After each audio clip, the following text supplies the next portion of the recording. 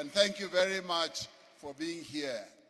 We cover every area of South Africa, from the eastern seaboard to the western seaboard, from the Atlantic Ocean, from the Indian Ocean to the Atlantic Ocean, from the north part of our country to the southern part of our country along the Agulhas Sea.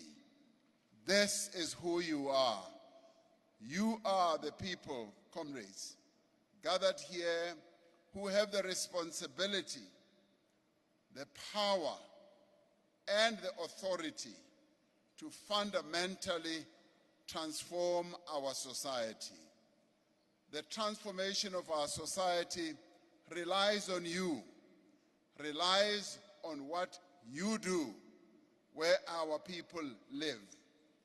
And today, we've got the full cohort that governs our country at national level, at provincial level, at local level as well.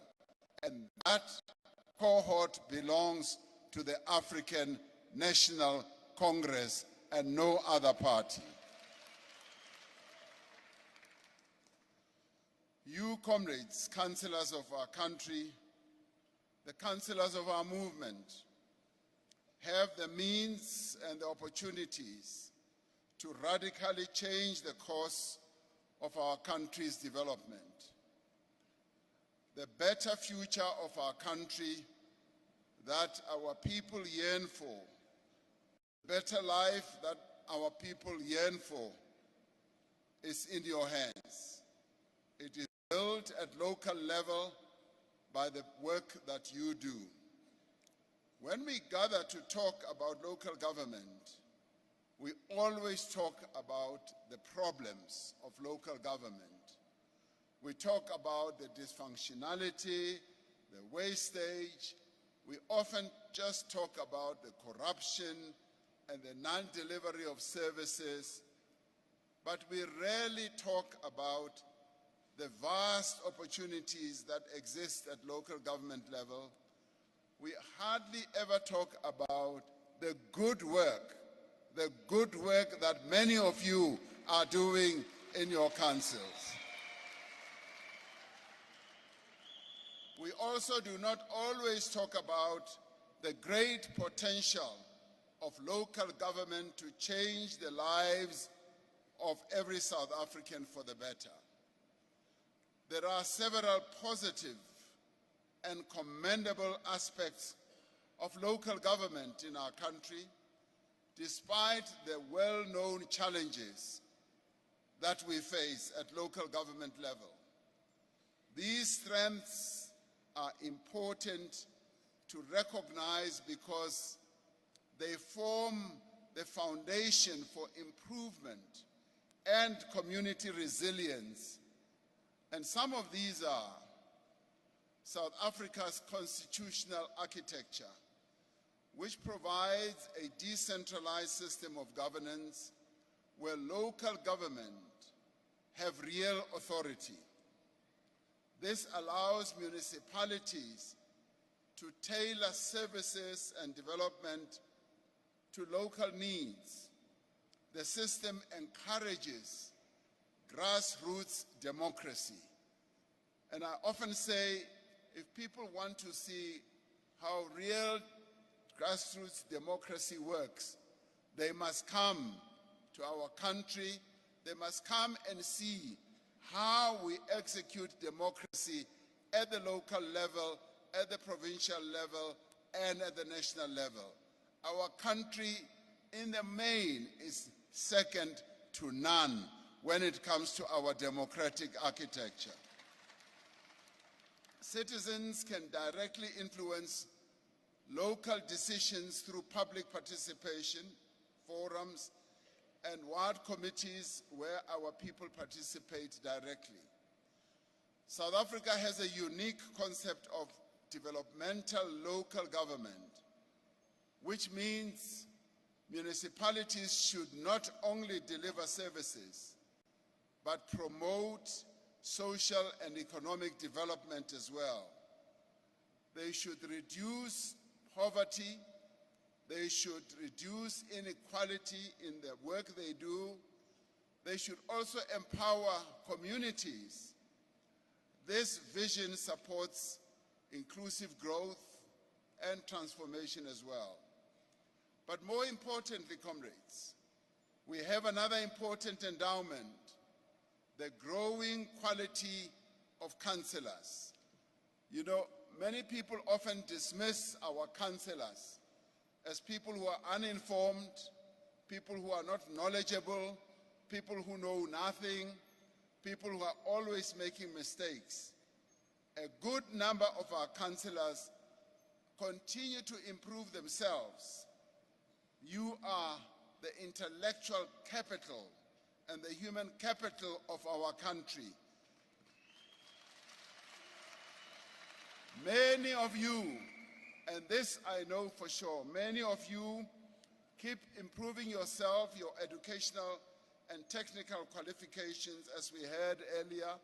Comrade Hope Papo spoke to this. A number of you are studying quietly and privately, obtaining your diplomas, obtaining your university degrees, and obtaining your master's degrees, and there are some who are also doing their PhD degrees. I know that for a fact, because you see, once you are a councillor, you know, that councillorhood stays in you. That spirit never leaves you. This former councillor here, who was a mayor temporarily for 3 hours, is now a candidate for a PhD degree. So we will know that once he was a councillor, that spirit of improvement hasn't left him. And today, in a few months, he is going to be a PhD degree. And I know that amongst you, a number of you are studying, and soon you will be coming forward to tell me that, President, we are now PhD candidates. So there is a great deal of improvement happening. So, ke leka go kgalema lenyatso. Ke leka go kgalemela lenyatso ya gore batho ba bangata ba nahana gore di-councillor tsa ANC di kwalehile, a di a ruteha. Bongata ba lona le ruteile.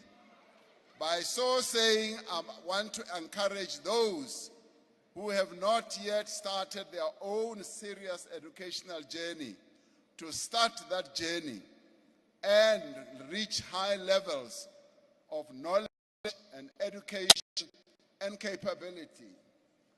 So that what Reverend Frank Chikane was talking about, this high performance process that he was talking about, can be easily reached, can be easily attained. That we do when we improve ourselves. The other important strength that we have, which we often overlook, is that several municipalities have pioneered innovative approaches. And we need, as we carry on with our work, to learn from each other. As councils, we need to learn from what others are doing best.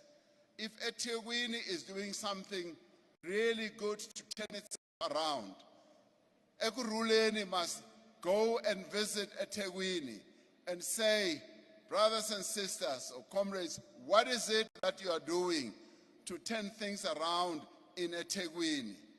If Mangaung is doing things better, we should all be paying attention. If Sengu is doing things better, as they always do, we must go and find out what that small municipality is doing right in the northern part of the Eastern Cape. That is wonderful. So let us do cross-pollination. So the strength we have is that a number of our municipalities are doing really wonderful things.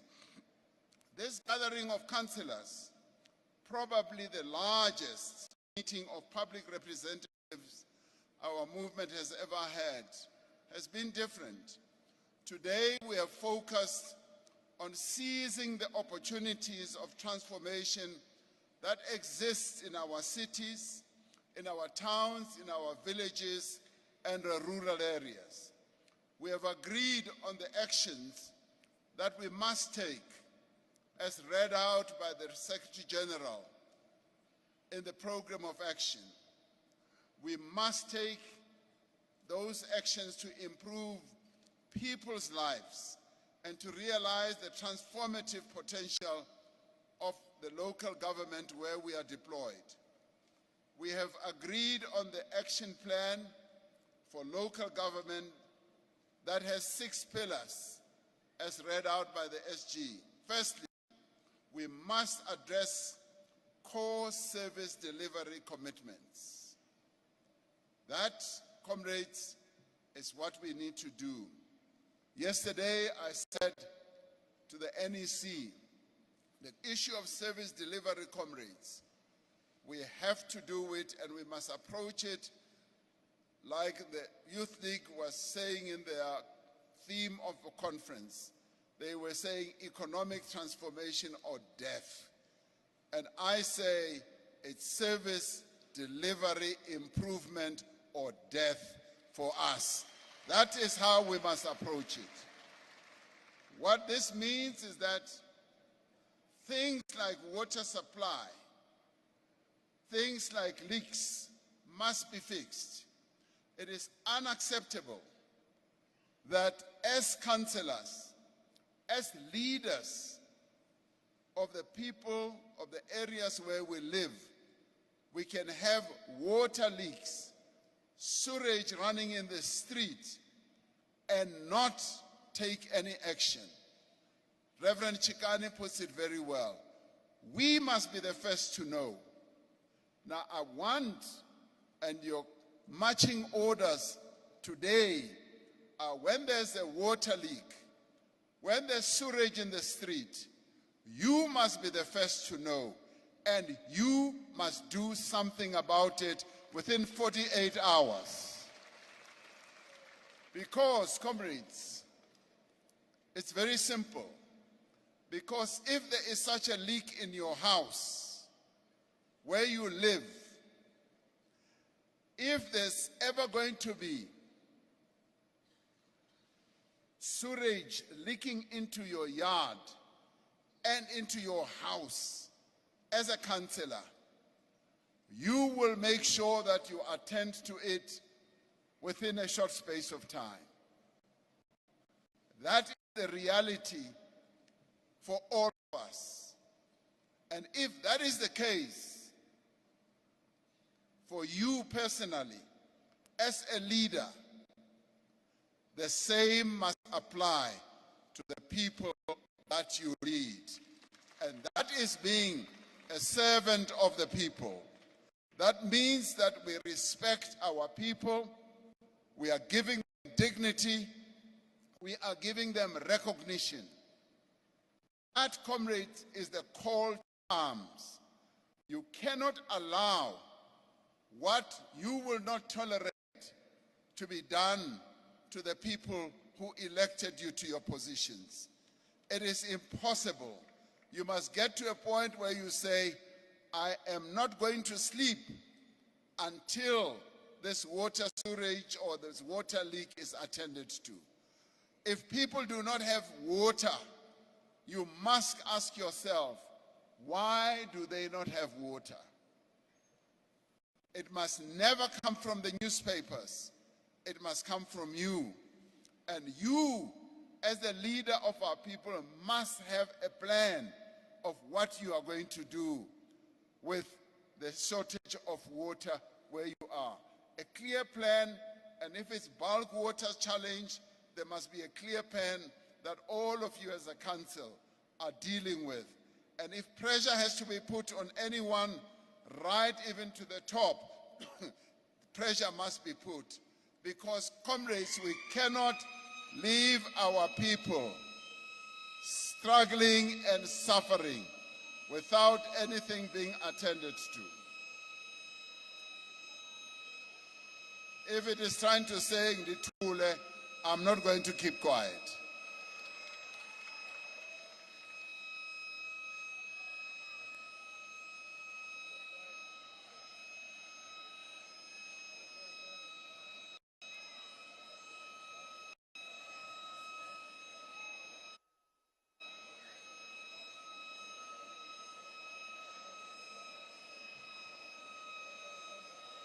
Comrade Panyasa must attend to this matter right now.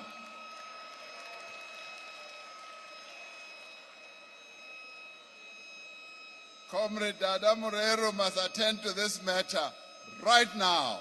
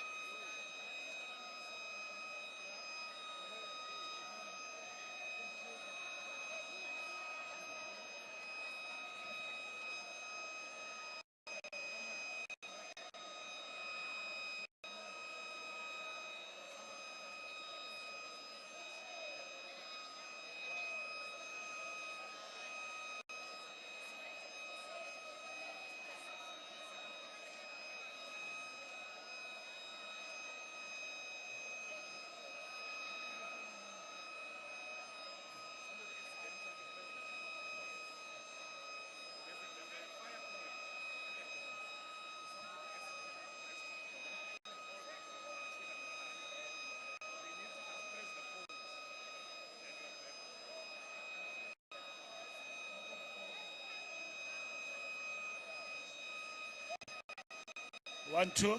Comrades, it's the result. Let's just be seated.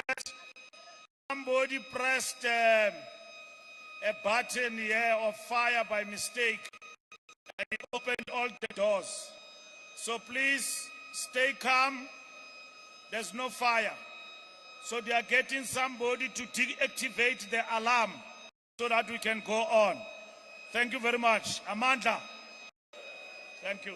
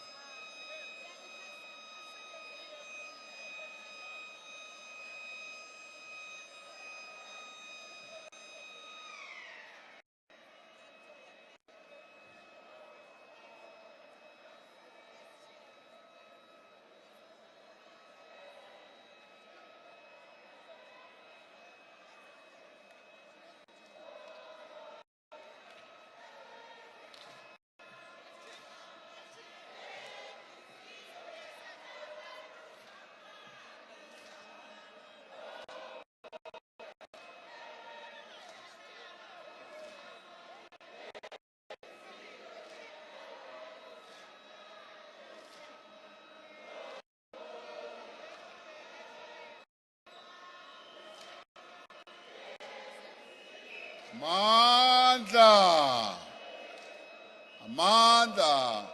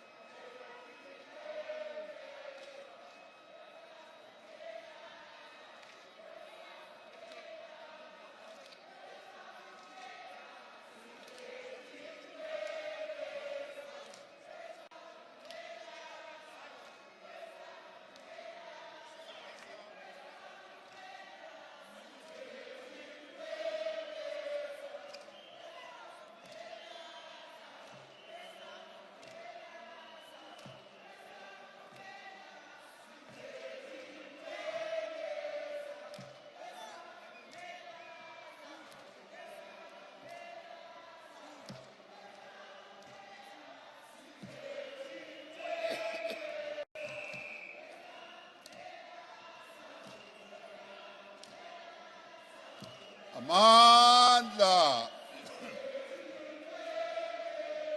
Amandla. Comrades, let's carry on.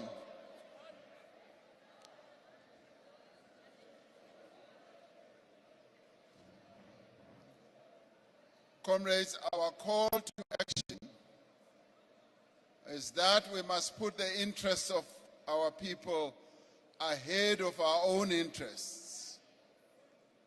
We are servants of the people.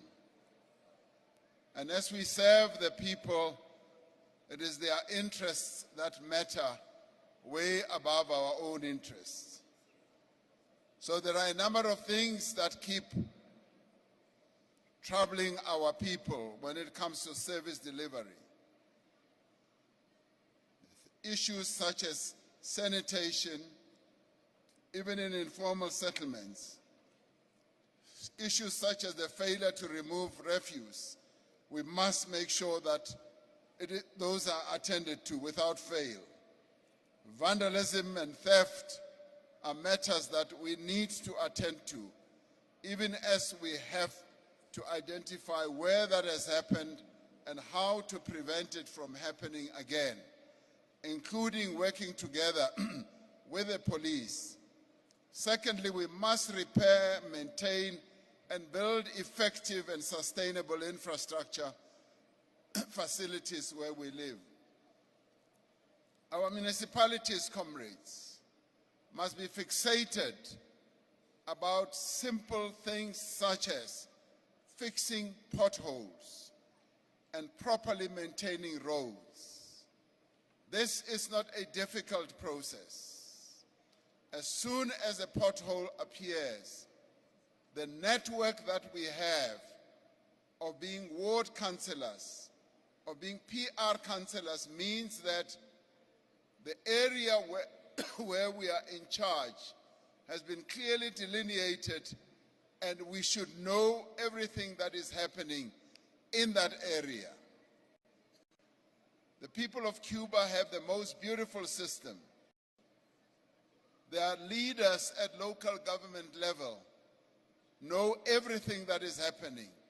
Even as a face that is not familiar in the environment appears, they will immediately know.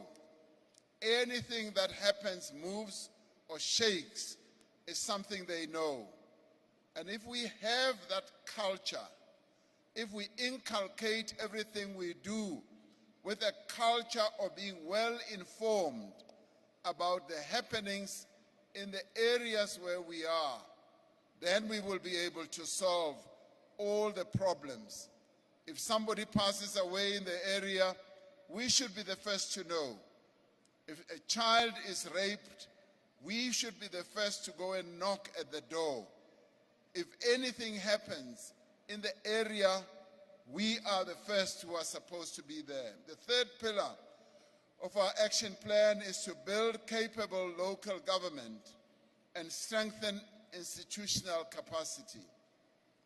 We need to strengthen the way our local government works, meaning that acts of disruption, like we've seen in other councils, where, for instance, two parallel structures of a council are set up, two mayors, two municipal managers, two speakers. That must come to an end. That should come to an end and should never happen in the African National Congress. What it means is that we must find ways of settling our disputes, of finding ways of ensuring that whatever differences we have do not spill over into our government work. Fourthly, we must reconnect with the people and restore the trust of accountability, meaning that we must hold meetings. And I know that a number of our councillors hold regular meetings with the members of the community. There is great value in this. When we hold meetings with our residents, we increase the level of confidence, of transparency, of trust and openness. And even when things go wrong, even when the budgetary challenges bear down on the council very badly and we are not able to achieve what we wanted, when we explain it openly, honestly, and transparently to our people, I have often found out that they understand. And that is precisely what we should be doing, communicating all the time. There's never a problem with over-communicating and holding regular meetings with our people to explain everything. Sixthly, we must communicate the services, the programs and successes of local government to our people. Where we have done well, let us explain to them. But where we also have shortcomings, and even where we have done badly, where we have taken bad decisions, we should, with a clean heart, be able to go and explain to our people where we went wrong. Together, comrades, these tasks represent a call to action for all our members. More than that, it is a call to action that must be taken up by all ANC structures, from the branch to the NEC, and by all our members. This meeting that we are having, comrades, should be seen as a turning point for our movement as a whole, not just by us as councillors, a turning point for the entire movement. The National Executive Committee approached the discussion on local government in that spirit, that this must now be a turning point where we give maximum attention to ensuring that we revitalize local government. We must take this call beyond our movement to communities, to civic organizations, to unions, to business, to women and youth organizations. As soon as I finish speaking here, I'm going to the COSATU Central Executive Committee meeting, and I am going to impart precisely the same message to our ally COSATU.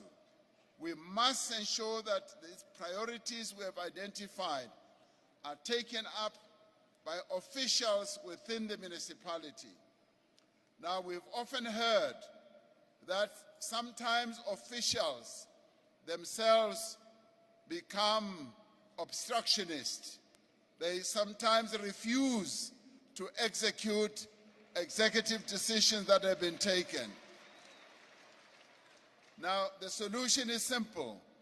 If clear decisions have been taken by an authorized entity and someone who is supposed to execute those decisions does not do so, there's only one way out, and the way out is the door. That is the only way out. It basically means that that person has decided to divorce themselves from the interests of the people.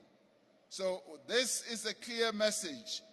As we thank our officials, and we thank them immensely, my presidential newsletter this morning was about thanking our civil servants who do incredible work to support the people of South Africa, and we applaud them during this Public Service Month.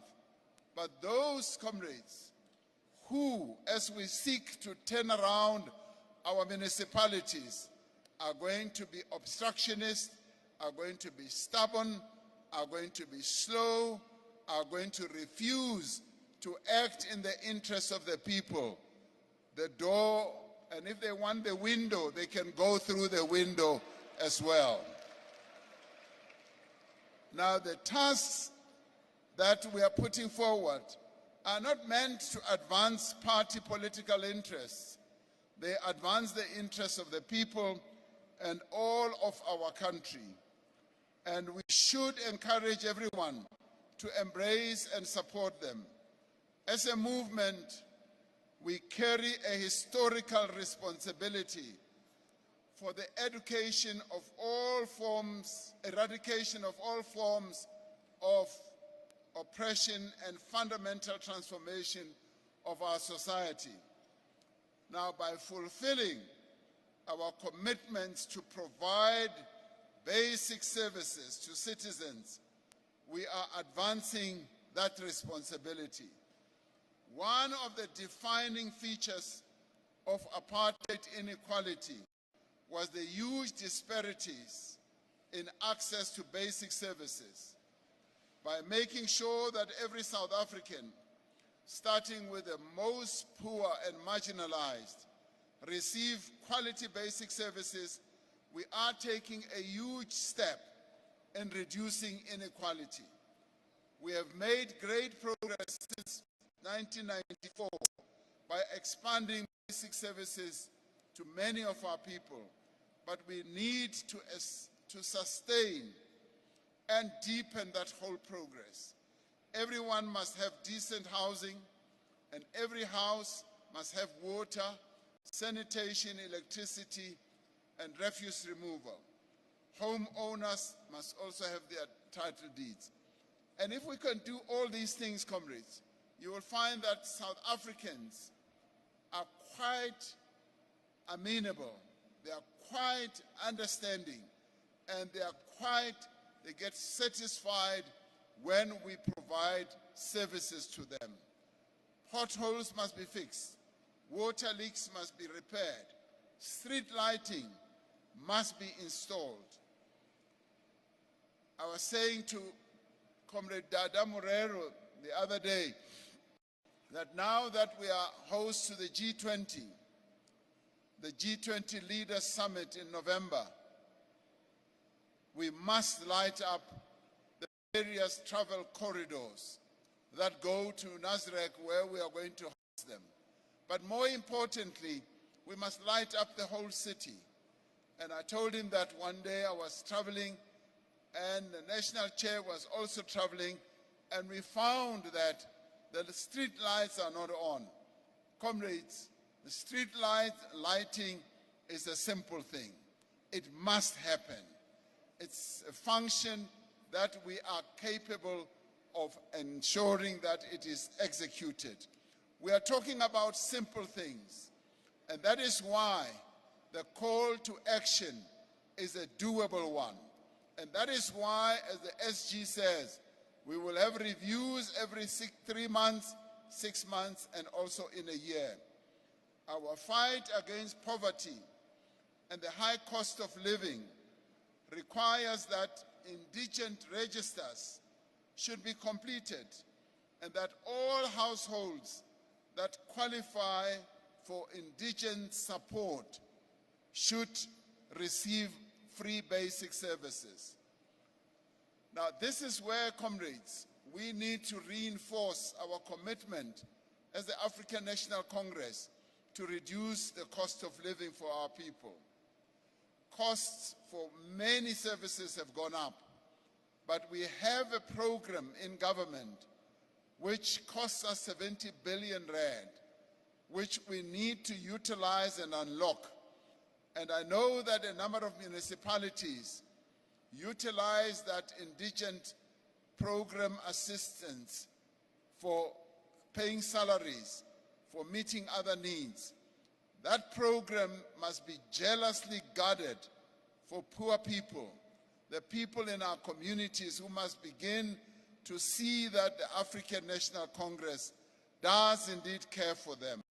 Maintaining and expanding municipal infrastructure is similarly essential to reduce inequality and poverty.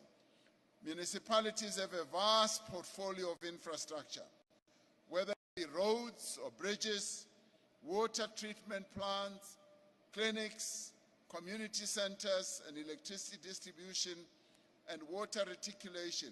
We need to realize the full value of infrastructure by repairing these facilities and making sure that when they are broken, they are indeed repaired. Where we invest in new infrastructure, it must be in the areas and communities that are most in need. This is not just promoting equality. It is about creating conditions also for economic development, because investors are attracted to towns and cities that work, including rural areas. When a town, when a city, when a metro functions, investors are attracted. I saw it myself when we put together the eThekwini Presidential Working Group, when I met a group of business people, and they said, President, we want to invest in eThekwini to revamp Durban so that it becomes the tourism mecca of our country once again. And it was when the Presidential Working Group process started, where we were bringing together national, provincial, local government and business people, labor, community-based organizations, academics and all that. As we brought them all together to work, the private sector called me for a meeting, and they were competing in saying, and trying to outshine one another on which business is going to invest billions of rands. And they were saying they are going to open the Elangeni Hotel, the Maharani Hotel, and they are going to pour money into that broad walk along the beach and revamp the hotels. And they were doing so because we were restoring eThekwini to become investable once again. And therefore, comrades, wherever you are, look at your municipality as an investment opportunity and ask yourself whether any business person, any major business could ever come and invest there. And ask yourself as councils, what do we need to do to attract businesses to come and invest and create jobs? Because in the end, comrades, it is the business community that has the money. They control 75% of our economy, and let's crowd them in, as we have always said. But we can only do so by having clean streets. We can only do so if water reticulation works. We can only do so if there are no potholes in the town. We can only do so if we give good services and the billing system works. And where they have a sense that there's no underhand activities, that there are no corrupt activities that are being executed by any of our councillors or our officials. This, comrades, is the issue I spoke about. It's that or we die.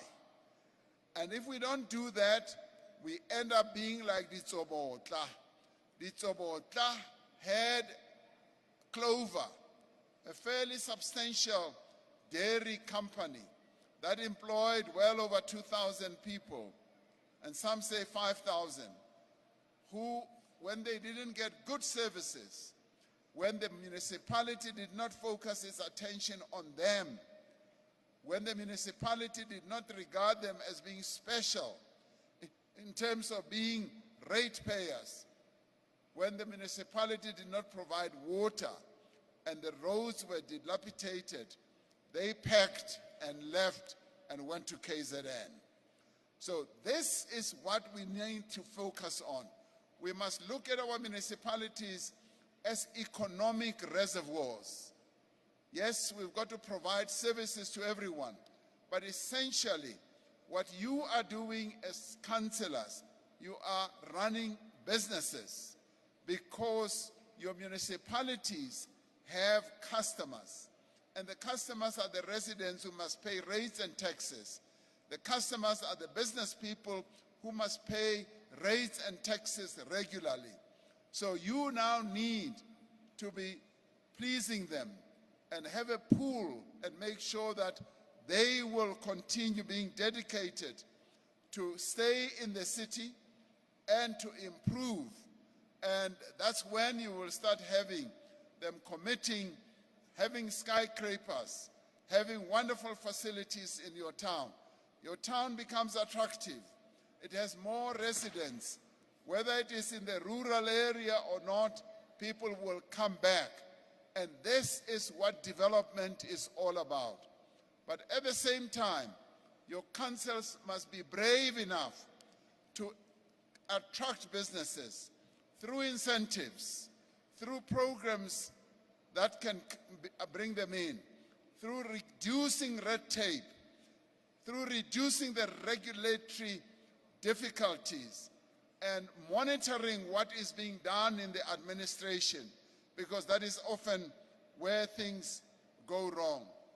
So, comrades, successful towns are towns where the administration, where the councillors, where the mayoral committee and the troika are always on their toes to make their city work or town work. And the rest falls into place, because when there's economic growth, then everyone benefits.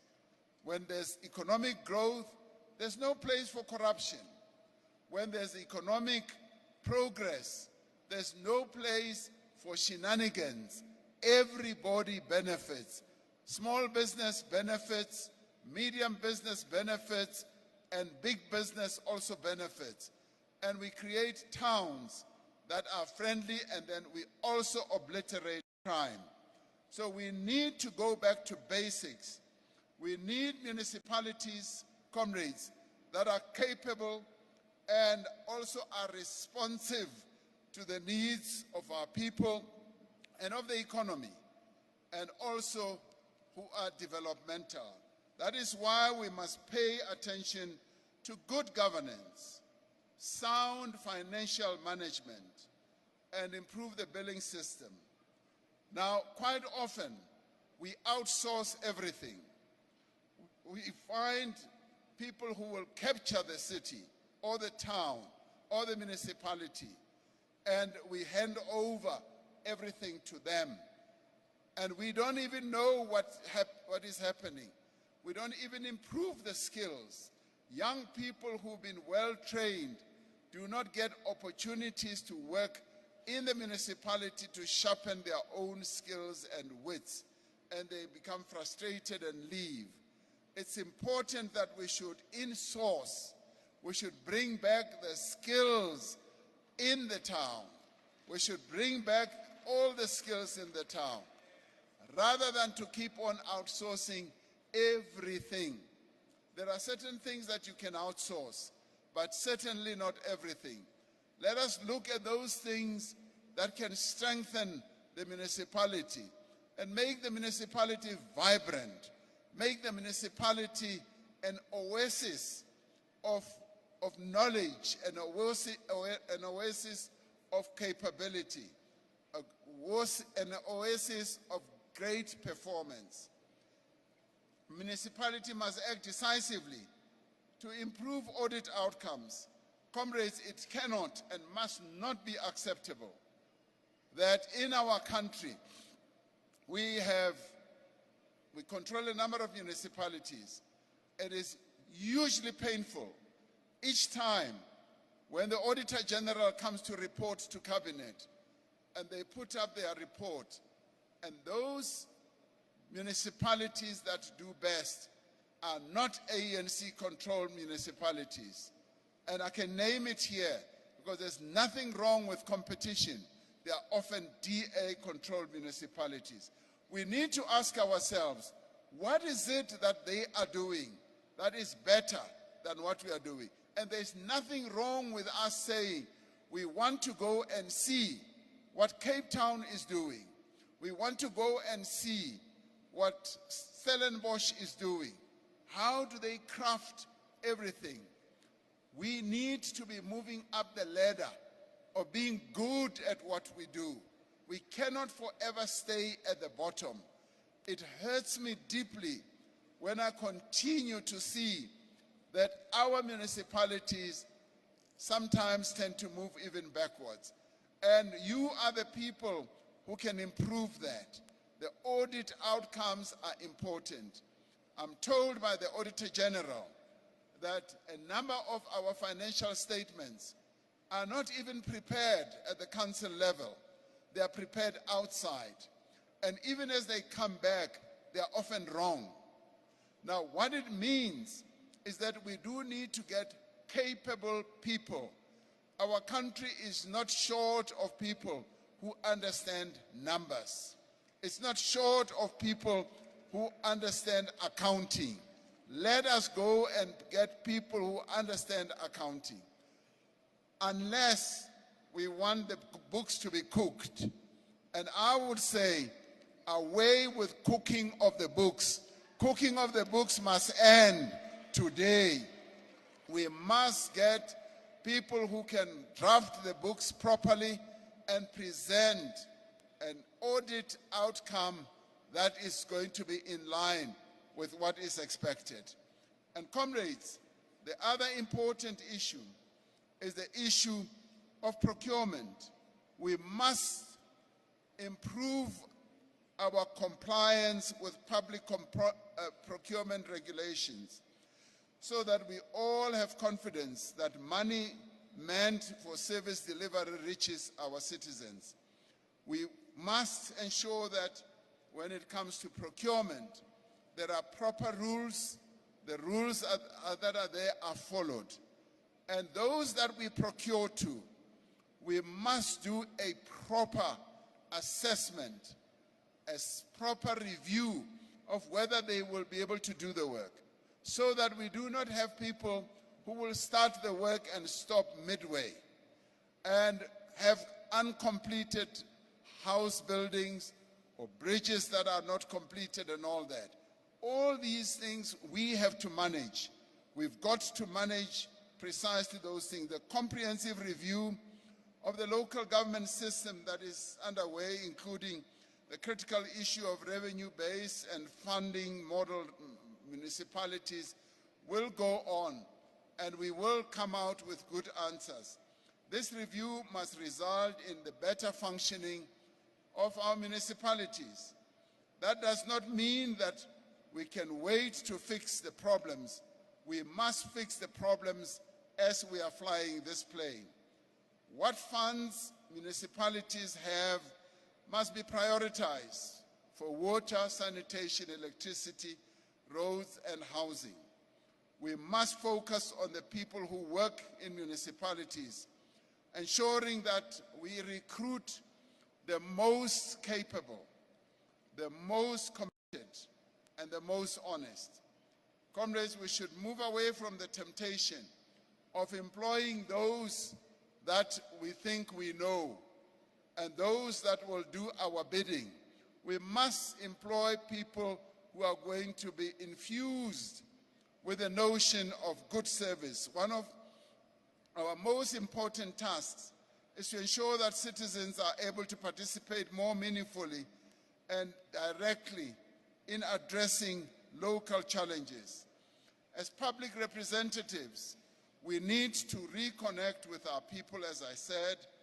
The national dialogue is an opportunity for our communities to rediscover their agencies, the issues that concern them, and to take up those issues in the engagement with public representatives and with other stakeholders in the process of the national dialogue. So you are also going to be called upon to participate together with our people at the local level, at the ward level, in the national dialogue process. Just to be part of it, to give information where it is required, because our people will be wanting to know what is it that we are doing in the work that has been given to us. As councillors, we must support and enable all these efforts. As councillors, we must organize public meetings. And comrades, the other issue that we have abandoned is to do door-to-door. And do door-to-door not only because there are elections. Forget the elections. They are still way off. Each one of us must have a clear line of households where we are going to have a door-to-door process, where as you go into every house, you are welcomed with a smile. You are welcomed because the people in the household know you as their representative. They know you because you also live amongst them. And we must walk away from this notion of being tourists in the areas that we are deployed in. We must walk away from this notion of not living amongst our people. Our people notice these things. If you are a ward councillor and they know you don't live amongst them, they already mark you down because they say this one does not belong to us. He is not one of us. So comrades, the door-to-door process is what we now need to take to another level and to embark on community campaigns. Our country is not short of issues that need to be campaigned for, especially issues such as gender-based violence, especially as issues as criminality. Communities can get together, but it is us who must be leading those processes and be involved in them. And our reporting process for all of us who are here is now going to be individualized. We're now going to expect each one of us to say, what did you do in the last 3 months? And we want verifiable actions that you will have embarked upon. It is this, comrades, that this action plan is pivoted against, that we must be accountable, we must be reporting. It is where we must distinguish ourselves by actually embarking on a variety of issues that we may not have done so before. Even, yes, talking to business people, getting them interested in investing in our areas and helping them to get around the red tape and ensuring that we do win them to be part of the whole process of improving our economy. We must continue to create that conducive environment for the progress that is necessary in our local government. So, comrades, a lot stands out for us to do.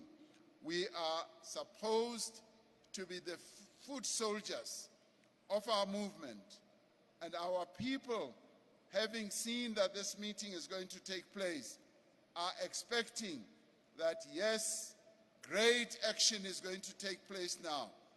Various stakeholders, be they older people, people who are needing the indigent support, will now expect that we will knock on their doors.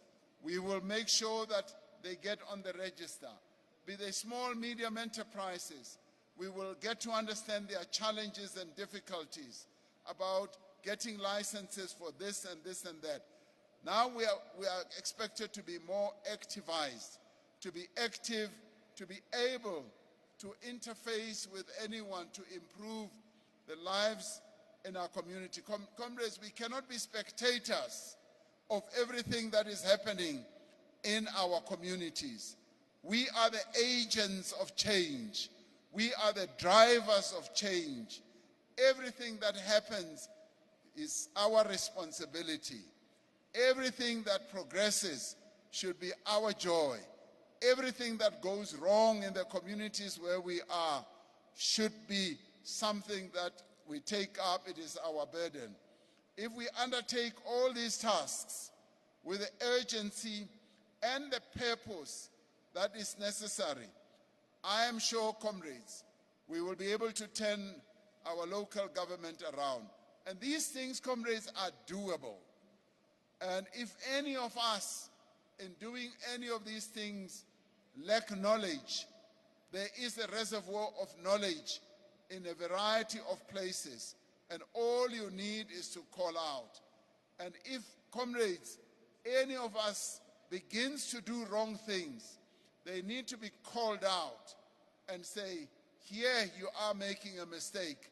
We cannot let down our people. But more than that, if we do all these things, we will be able to turn around municipalities into engines of inclusive growth, of sustainable development. And comrades, that's when we will be able, even towns that are seemingly dying, we will inject energy, we will inject enthusiasm, we will look at everything through new prisms, through new eyes. And this meeting, therefore, is indeed a turning point for all of us. Let us do what we need to do. The most essential ingredient in our action plan for local government are yourselves as councillors who must take up this task. Comrades, without you doing anything, we are dead. We are dead. It basically means we may just as well all pack up and go home. You are the ones who are supposed to turn things around. And what we are doing is being a catalyst. You know your area. You know the rock face against which you are working. At this crucial moment, we need the 4,708 councillors of the ANC to be dedicated, to be capable, to be accountable leaders, and to be leaders who are not going to be captured. Some may well have fallen into the temptation of being captured by business interests, by syndicates. And comrades, today, this is a time that we give you to free yourself. Come back home. Come back to the organization. Be part of us again so that we work together to improve the livelihoods of people. Because those syndicates And we are going to go after them. We are going to go after those syndicates. We are going to set up teams that will go after those syndicates. We know them and we are going to nab them. Now, you free yourself now before it is too late, because they are only interested in advancing their own interests, their own parochial and personal interests. In your case, you are meant to be at a higher level, to serve the common good, our people. There is no place for complacency, therefore, and comrades, there's no place for laziness or arrogance. We need to be humble. Now, as we send you forth to be with our people, let us be humble. Let us serve our people with humility. Let us serve them with the respect that they expect. They want us to respect them. And respecting them also means that we want to explain to them everything. There's no space for self-enrichment or patronage as well. A fundamental problem that we must confront is also the micromanagement by ANC structures of the affairs of municipalities, especially in areas such as the appointment of officials and contractors. Let us allow those who can do the work to do the work. I know it is tempting for us to hold on. Now, this must end. And in the end, when people are freed, are given the opportunity to do what they do best, you'll find that the performance goes up. Our structures are responsible for ensuring councillors are deployed to municipalities and are held accountable for the provision of services to residents. The municipal administration must be able to appoint competent people who can implement the policies and programs of council without any undue political interference. And if they go wrong, if they do wrong things, we are all within our right to ensure that we deal with them and show them the door. That is the right that we have, but we must not obstruct them. Citizens are clear. We must move incompetent people out of the way. They want those who don't serve them well to be moved out.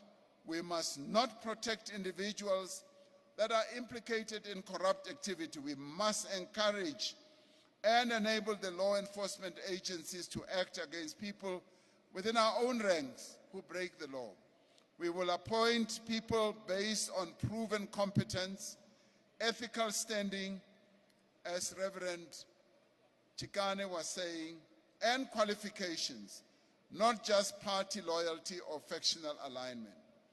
We will rebuild trust by demonstrating that public office is used for public good, not personal gain.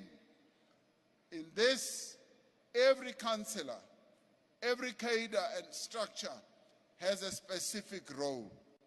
Mayors and political committees must outline the key visible priorities. They must publicly track and report quarterly on progress against identified goals. Now, I shouldn't say I feel sorry for you for coming today, but I do, because you are now going to be, each one expected to report on a quarterly basis. So now you've put your foot in it. We're going to expect you to report on what you are doing. Ward councillors must be highly visible and responsive in their wards. And if you want increased visibility, you can invite me to come, you can invite the national chair to come, you can invite the deputy president to come. We will give you high visibility. So I am ready and I'm available to come and increase your visibility in your ward. Wozalagim. They must also report all service delivery complaints. ANC branches must shift from being solely political meeting spaces to actively participating in community work, such as cleanup campaigns. We must bring up the Cleanup Friday, Letsema Friday. And sometimes when I've been out in Letsema Friday, I found that even some ward councillors are not there in the ward where I would be. So that must now change. We must all be actively involved in the lives of our wards.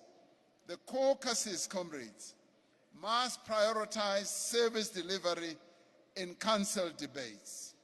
In other words, caucus agendas must have as a standing item what is happening with service delivery. In all ANC structures, yes, a standing item. You know, with the officials, with the NWC, with the NEC, we have standing items. And those items are electricity, they are water, and they are also logistics, to find out what is happening across the country, because we want to be fully informed. So you must also have standing items and be able to get reports continuously. And the ANC structures, there must be unity and purpose and discipline. And comrades, discipline is what defines a well-run organization. Where there is indiscipline, where people refuse to take or to abide by the decisions that have been taken, and even go to court to fight their own organization, that is a breakdown of discipline. Discipline must mean the ANC is bigger than one individual. The ANC is bigger than me. I know that even as I'm president. I'm not bigger than the ANC, and I will always do what the ANC tells me to do. So that is what we should all be doing. And comrades, there should be no room for factionalism.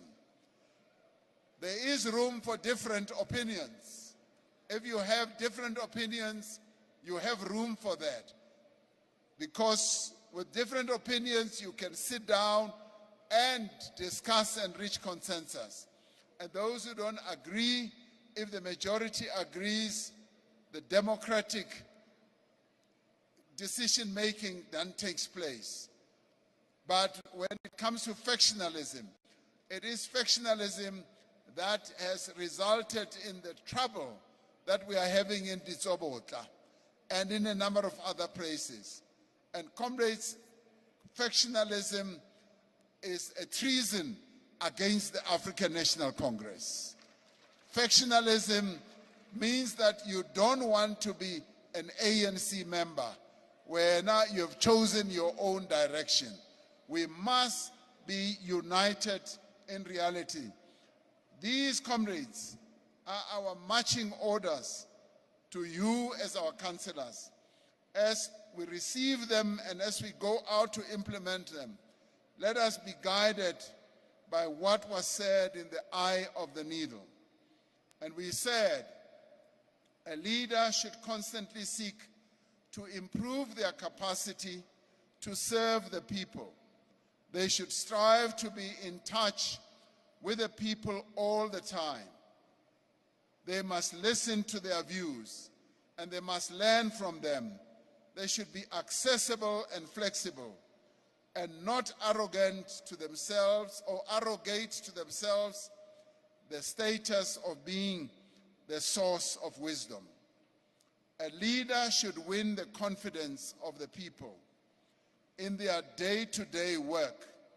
Where the situation demands, they should be firm and have the courage to explain or seek to convince others of the correctness of the decisions taken by constitutional structures, even if such decisions are unpopular.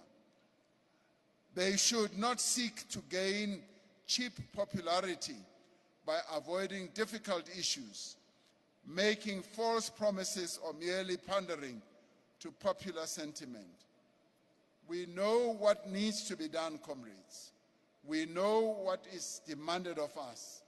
And today, at this very historic meeting, let us leave this historic gathering of the representatives of our people with the will and the determination to improve the way we work, and by so doing, improve the lives of our people and fundamentally transform our country.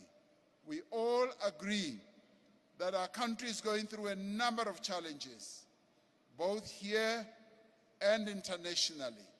And comrades, what we need to do is to focus on how we are going to address those. We also have challenges internationally, particularly with the tariffs that the United States seeks to impose on us. Comrade Ngugai Toby, in speaking here about the impact of the tariffs on the job employment situation in the Eastern Cape, and indeed it will also affect Gauteng, and indeed it will also affect the Eastern Cape and the Western Cape as well. It requires that, yes, we should continue to engage. As it is now, we've got a team in the United States. Comrade Pakstow is joining that team. We're seeking to negotiate a deal, and I will be proceeding to the United States as well to see what deal we are able to come up with so that we ease the pressures that are coming from abroad. We at local level must also do our part to ease the pressures that are bearing down on our people. Let us put our people first. Let us do what is best for our people. And comrades, as I said at the NEC, we can do this, and we must therefore go out and do what has to be done to advance the interests of our people. Thank you.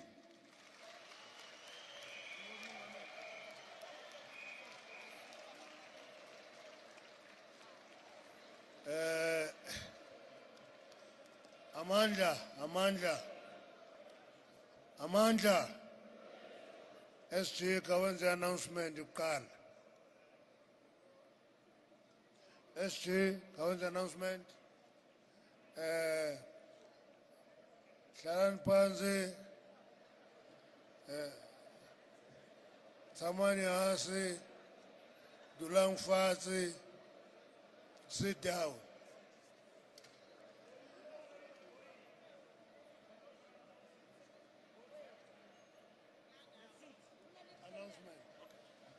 Thank you, comrades. Catering will be done according to provinces. So follow your leader in terms of catering that has been arranged. And then after this, we'll have a press conference at the auditorium.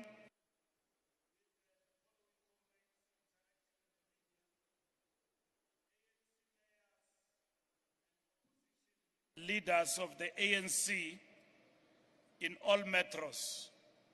If you are not a mayor, you are an oppositional leader, you must come to the media briefing.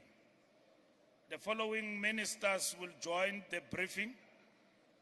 The task team, the subcommittee of the ANC local government intervention, led by Comrade Stella Ndabeni, will join the briefing. 2 ministers will join, and a deputy minister. Minister Sputla Ramaphosa, dealing with energy.